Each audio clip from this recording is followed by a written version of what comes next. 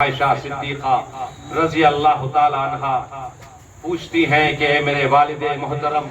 میں نے دیکھا کہ جب آپ صحابہ کی محفل میں بیٹھتے ہیں تو میری نگاہوں نے دیکھا کہ آپ علی کا چہرہ تکا کرتے ہیں۔ میں نے دیکھا کہ آپ علی کے چہرے کو دیکھتے ہیں تو غار یار غار مزار خلیفہ اول حضرت ابوبکر صدیق رضی اللہ تعالی عنہ ارشاد فرماتے ہیں کہ اے مسلمانوں کی ماں، اے میری بیٹی عائشہ، جس دن سے ان کانوں نے سنا ہے کہ علی کا چہرہ دیکھنا عبادت ہے، اسی دن سے میری آنکھیں علی کا چہرہ تکتی ہیں۔ علی تو نہیں، اولاد علی آپ کے سامنے ہیں، آپ ان کے چہرے کا دیدار کریں اور اپنے نامہ اعمال میں نیکیوں کا اضافہ کریں۔ یہ ولیوں کے سردار غوث پاک کی محفل ہے اور ہم سب ان کے اس محفل میں شریک ہیں جو تمام ولیوں کے سردار ہیں۔ ابھی شعر کی شکل میں آپ نے سنا کہ جس طرح ہمارے آقا اور مولا تمام نبیوں کے سردار ہیں، اسی طرح تمام ولیوں کے سردار غوث پاک۔ اللہ تبارک تعالیٰ نے آپ کو شان بخشی ہے کہ آپ نے سنا ہوگا کہ آپ نے اعلان کیا تھا کہ میرا قدم تمام ولیوں کی گردنوں پر ہے۔ تو ولی ہندوستان، بادشاہ ہندوستان خواجہ معین الدین چشتی سنجری اجمیری رضی اللہ تعالیٰ عنہ نے سن کر یہ جواب دیا تھا کہ اے میرے آقا، آپ کا قدم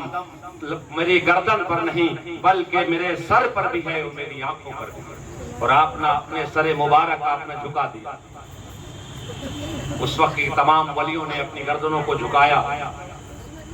اب یہ قدم کیا ہے کہ جس کو سن کر تمام ولیوں نے اپنی گردنوں کو جھکایا، یہاں تک کہ کسی نے کہا کہ میرے گردن پر نہیں میری آنکھ پر بھی ہے اور میرے سر پر بھی ہے۔ یعنی ولیوں نے یہ پیغام دے دیا کہ اے لوگوں، یہ جان لو جو غوث پاک کے قدموں سے لگ گیا وہ دنیا میں بھی کامیاب ہو گیا اور آخرت میں بھی کامیاب ہو گیا۔ آپ ان کے قدموں سے جڑ جائیں، لیکن جس طرح جڑنے کا حق ہے اسی طرح جڑے۔ یہ نہیں ہے کہ ہم صرف دعویٰ کریں محبت کا، دعویٰ کریں عقیدت کا۔ دعویٰ اگر ہے تو ساتھ دلیل ہونی چاہیے۔ دلیل یہ ہے کہ آپ کی عمر مبارک 18 سال ہے، آپ کی والدہ نے اپنے پاس سے آپ کو جدا کیا ہے، تو مقصد یہ ہے کہ علم حاصل کرے۔ وہ کون سا علم؟ دین کا علم حاصل کرنے کے لیے آپ کی والدہ ماجدہ نے 18 سال کی عمر میں اپنے بیٹے کو، اپنے لخت جگر کو، اپنے دل کے ٹکڑے کو اپنے آپ سے جدا کیا ہے، بغداد کی طرف بھیجا ہے۔ مقصد ہے کہ علم حاصل کرے، مقصد ہے کہ قرآن کا علم حاصل کرے، مقصد ہے کہ دین کا، حدیث کا، یہاں تک کہ تمام علوم پر آپ کو مہارت حاصل ہو۔ محبت کو قربان کر کے اپنے بیٹے کو اپنے پاس سے رخصت کر دیا۔ اگر ہم محبت کرتے ہیں تو ہمارا بھی یہی طریقہ ہونا چاہیے کہ اپنے بیٹے اور بیٹیوں کو اب علم حاصل کرنے کے لیے اپنے پاس سے جدا کرے اور مدرسوں کی طرف ان کا رخ کرے اور یہ سوچے کہ ہمارا بیٹا دنیا میں رہے تو دین کا علم ضرور سیکھ لے۔ اس لیے یہ غوث پاک کا طریقہ ہے، اس طریقے پہ اگر ہم چلیں گے تو ہم دنیا میں بھی کامیاب ہوں گے اور آخرت میں بھی کامیاب ہوں گے۔ ہم نے ان کی کرامتوں کو تو خوب سنا ہے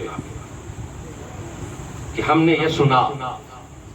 کہ ایک وقت ایسا بھی آیا کہ آپ اپنے حجرے میں بیٹھے ہیں، کچھ لکھ رہے ہیں، ایک بار،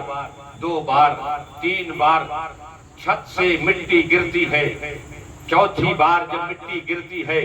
تو آپ کی نگاہیں جب اوپر جاتی ہیں تو دیکھتی کیا ہے کہ ایک چوہا ہے جو بار بار مٹی گرا رہا ہے۔ نگاہ پڑنے کی دیر ہے کہ اللہ نے چوہے کے 2 ٹکڑے کر دیے ہیں۔ تو یہ کرامات ضرور ہے، یہ کرامات اللہ نے دی کس بنا پر ہے کہ آپ نے علم حاصل کیا ہے، پھر وہ بلندی حاصل کی ہے کہ آپ نے اپنی پوری زندگی کو قربان کر دیا ہے، حتیٰ کہ آپ کی جو عمر مبارک ہے اس میں تمام عمر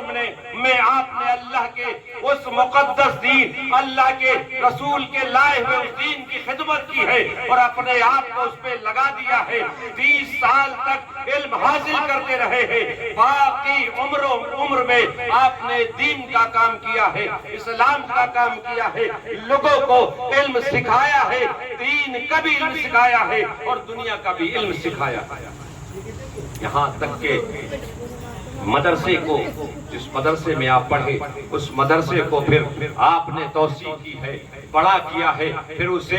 ایک چھوٹے مدرسے کی جو شکل تھی اسے بڑا کر کے ایک بہت بڑے ادارے کی شکل میں آپ نے اسے بنایا ہے، پھر آپ نے اس کے اندر یتیموں کی پرورش کا انتظام کیا ہے، پھر آپ نے اس کے اندر غریبوں کے کھانے پینے کا انتظام کیا ہے، یعنی لنگر خانے کھولے ہیں، یتیم خانے کھولے ہیں، مسافر خانے کھولے ہیں، حتیٰ کہ اپنی پوری زندگی کا عمل اس طرح کیا ہے کہ میں نے کتابوں میں پڑھا ہے کہ آپ کا بیٹا ہے، انتقال کرتا ہے، آپ پڑھا رہے ہیں، آپ کے گھر سے خبر جاتی ہے کہ آپ کا بیٹا دنیا سے رخصت ہو گیا ہے، تو آپ نے کہا اے آنے والے، خبر لانے والے، جاؤ واپس جاؤ، اسے نہلاؤ دھلاؤ، اس کے بعد جب کفن پہنا دو، جب اس کا جنازہ تیار کر دینا، تب مجھے پیغام دینا، میں آؤں گا، جنازہ پڑھاؤں گا اور اسے سپرد خاک کر دوں گا۔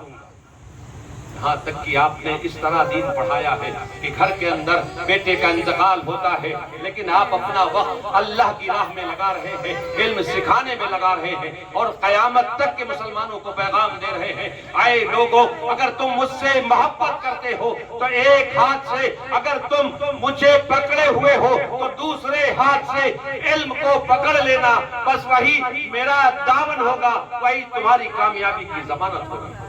اللہ سے دعا کرتے ہیں کہ اللہ تعالی ہمیں غوث پاک کے